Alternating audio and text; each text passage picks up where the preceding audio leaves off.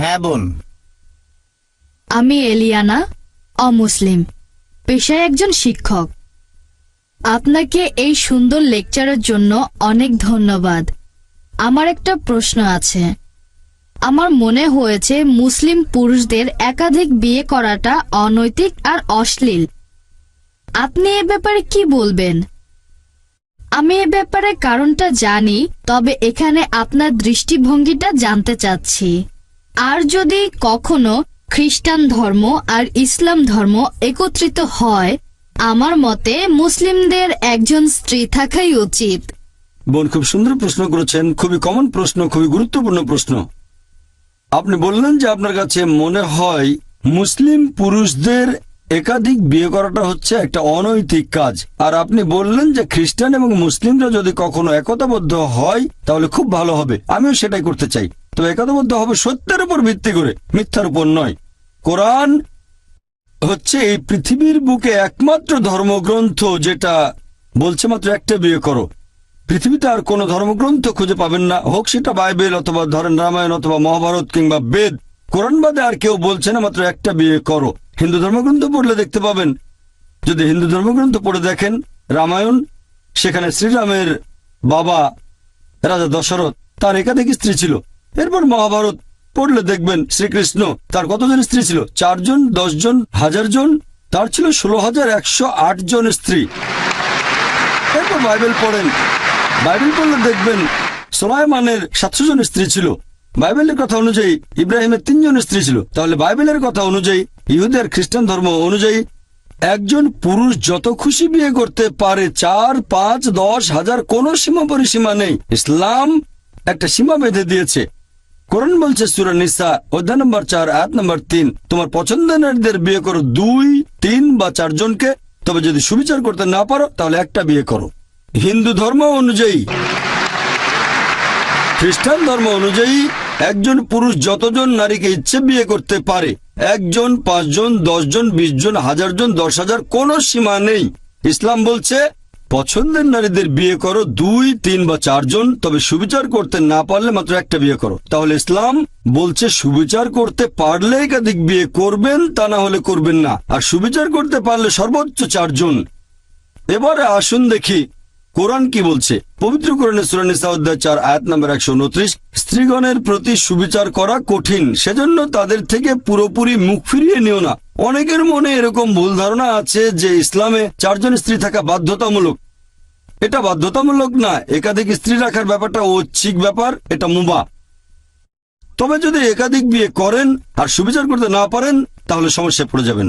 এবার আসুন দেখি এর পেছনে কারণটা আসলে কি। আমি এখানে কারণটা বলছি, তারপর আপনি চাইলে পাল্টা প্রশ্ন করতে পারেন। লজিক্যাল কারণটা যে ইসলাম ধর্ম কেন কিছু পুরুষকে একাধিক বিয়ে করার অনুমতি দিয়েছে। এখন ভালো করে দেখলে বুঝতে পারবেন যে ছেলে আর মেয়ে সন্তান জন্মায় সমান অনুপাতে। তবে শিশু বিশেষজ্ঞদের জিজ্ঞেস করে জানতে পারবেন, শিশুদের রোগের উপর যারা বিশেষজ্ঞ তারা এটা বলবেন যে মেয়ে শিশুরা ছেলে শিশুর চেয়ে রোগ জীবাণুকে ভালোভাবে প্রতিরোধ করতে পারে। তাই শিশুকালে মেয়েদের তুলনায় বেশি ছেলে শিশু মারা যায়।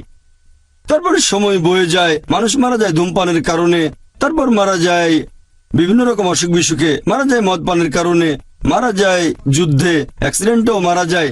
এসব জায়গায় তো মহিলাদের চেয়ে বেশি পুরুষ মারা যায়।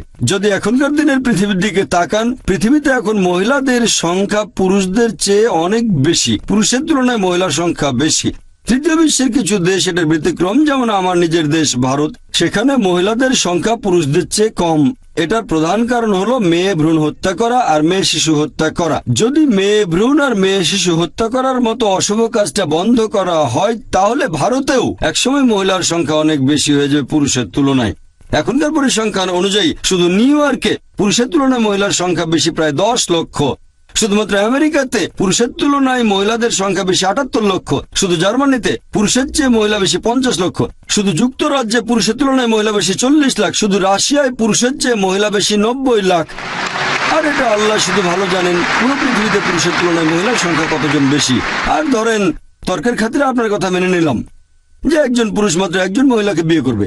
আর ধরেন আমার বোন থাকে আমেরিকায় আর সেখানে সব পুরুষ বিয়ে করে ফেলেছে, অথবা ধরেন আপনার বোন থেকে আমেরিকায় আর সব পুরুষই সেখানে বিয়ে করে ফেলেছে। প্রত্যেক পুরুষ একজন করে মহিলাকে বিয়ে করেছে। তারপরও আমেরিকাতে 78 লক্ষ মহিলা থাকবে যারা পাবে না জীবন সঙ্গী। তখন এই ৭৮ লক্ষ মহিলার সামনে যে পথটা খোলা থাকবে যে হয় তারা এমন কাউকে বিয়ে করবে যার একজন স্ত্রী আছে, নয়তো হবে জনগণের সম্পত্তি। লোকে হয়তো বলবে জনগণের সম্পত্তি? ভাই জাকির, এটা তো কঠিন কথা। এটাই সবচেয়ে ভদ্র ভাষা যেটা আমি বলতে পারি। এর যে ভদ্র ভাষা আমার জানা নেই।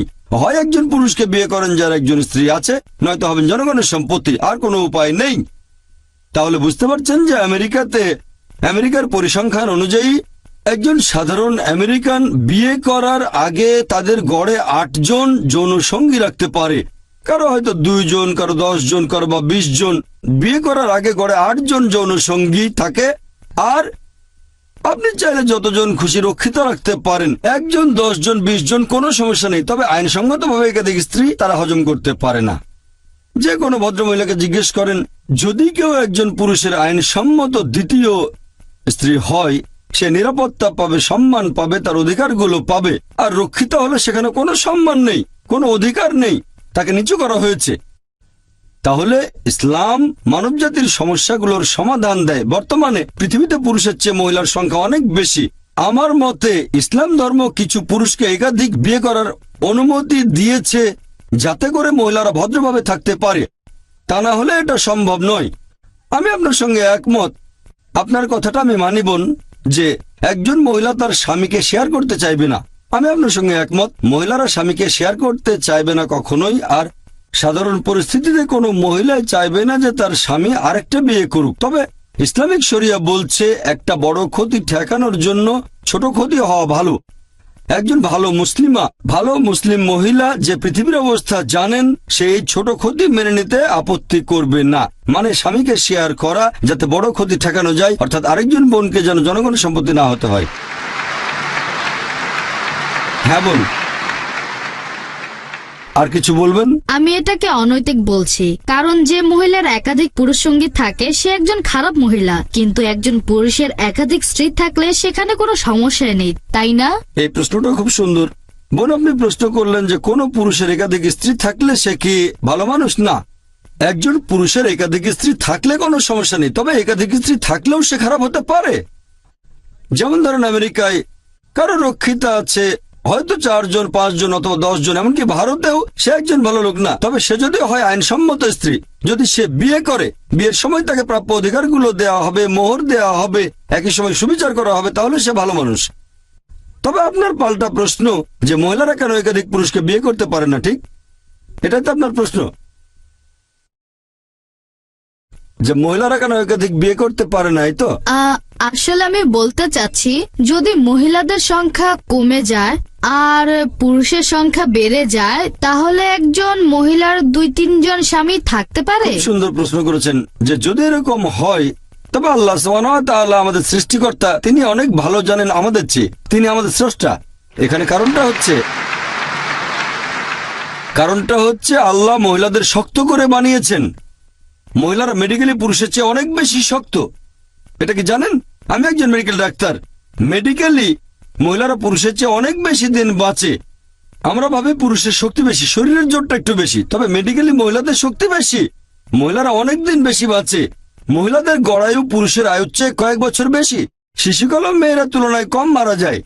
এবার আপনার প্রশ্নটা নিয়ে বলি যে ইসলাম পুরুষদের অনুমতি দিয়েছে তারা একাধিক বিয়ে করতে পারে, কিন্তু এখানে মহিলাদের একাধিক বিয়ের অনুমতি দেওয়া হয়নি কেন? কারণটা হচ্ছে একজন পুরুষের যদি একাধিক স্ত্রী থাকে, যদি সন্তান জন্ম নেয়, আপনি সহজেই বুঝতে পারবেন সেই সন্তানের বাবাকে আর মাকে। তবে একজন মহিলার যদি একাধিক স্বামী থাকে, যদি সন্তান জন্ম নেয়, তাহলে মাকে খুঁজে পাবেন, বাবাকে বের করতে পারবেন না।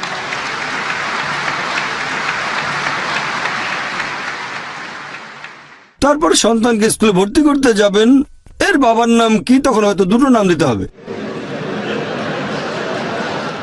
এখন মেডিকেল বিজ্ঞান অনেক উন্নত হয়েছে, যেমন ডিএনএ, জেনেটিক কোডিং।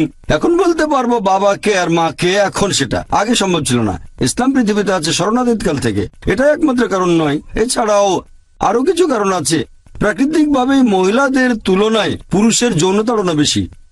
তৃতীয়ত, একজন পুরুষ একাধিক স্ত্রী নিয়ে থাকতে পারবে, কিন্তু মহিলাদের জন্য একাধিক স্বামী থাকাটা কঠিন হবে, কারণ মহিলাদের মাসে রজস্রাব হবে, এমন সময় মানসিকতা বদলে যেতে পারে। এসব কারণে একাধিক স্বামী রাখাটা কঠিন হয়ে যাবে।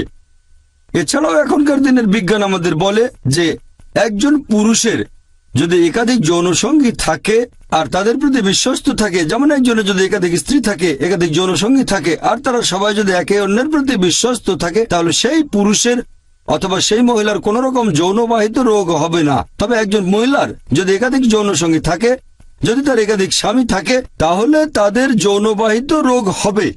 প্রথমে রোগটা সেই মহিলার হবে, তারপর সেই রোগ তার স্বামীদের মধ্যে ছড়িয়ে পড়বে। তাই মেডিকেলি এটা ভালো নয় যে একজন মহিলার একাধিক স্বামী থাকতে পারে। আশা করি উত্তরটা পেয়েছেন।